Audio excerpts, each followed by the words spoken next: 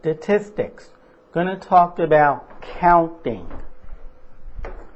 One needs to be able to count things.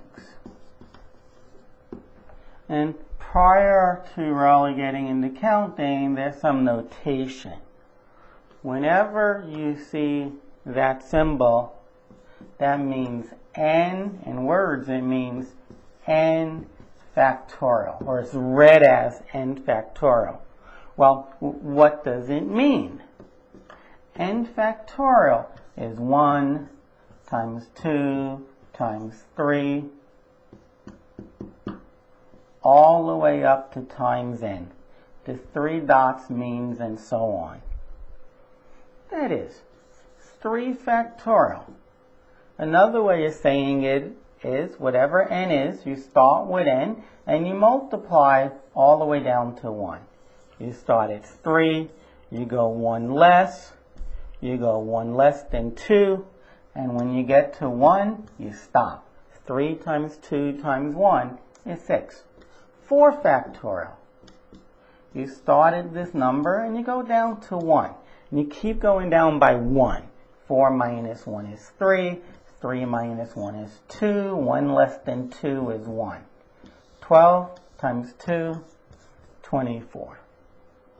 5 factorial is 5 times 4 times 3 times 2 times 1. Now, we don't have to keep inventing the wheel. We know what this is. It was right here. We know what it is. So it's 5 times this, which is 25 times 24, or 120. If that wasn't in front of you, how I would do it is 5 times 4 is a nice number like 20. This is a simple number like 6. 20 times 6, 120.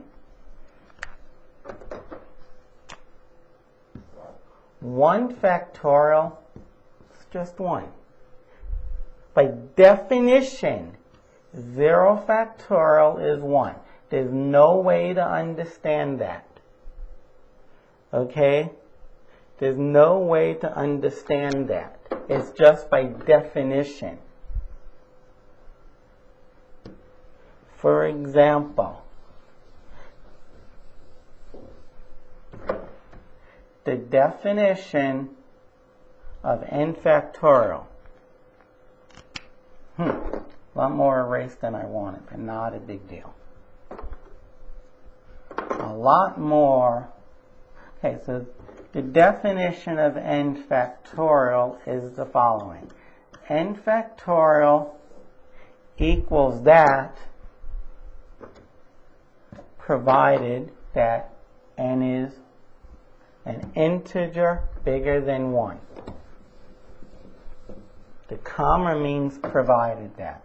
Provided that n is a positive integer bigger than or equal to 1. Oh, sorry.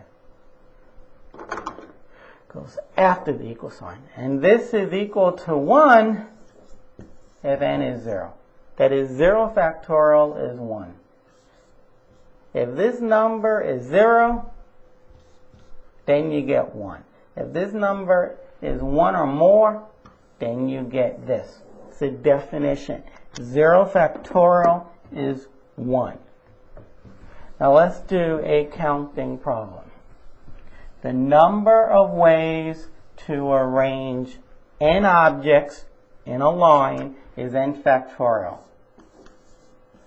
The number of ways to arrange n objects in a line is n factorial. For example, what if n was 3? What if n is 3? If n was 3, then I claim the number of ways of arranging these 3 objects is 3 factorial. The 3 objects were A, B, and C. 3 people, Abe, Betty, and Carlos. How can you arrange Abe, Betty? How many different ways can you arrange Abe, Betty, and Carlos in a line? Well, if n is 3, I'm claiming there's going to be 3 factorial, which is 3 times 2 times 1, 6 ways. And here they are. A, B, C. The first letter I write, that's the first position. The second, the third. A, B, C. Keeping A first, I could switch B and C. Those are the only 2 ways that A can be first. Now, what if B is first? Well, then you can have A and C next, or you can have C and then A. Those are the only 2 ways of arranging A, Betty, and Carlos where Betty is first. Now, what if Carlos wants to be first? He doesn't want to keep being second or third. You can have CAB, or you can have CBA. So yeah, this formula is working. The number of ways of lining up 20 different people is 20 factorial. There are different ways of arranging 20 different people. There are a number of ways of arranging 3 people.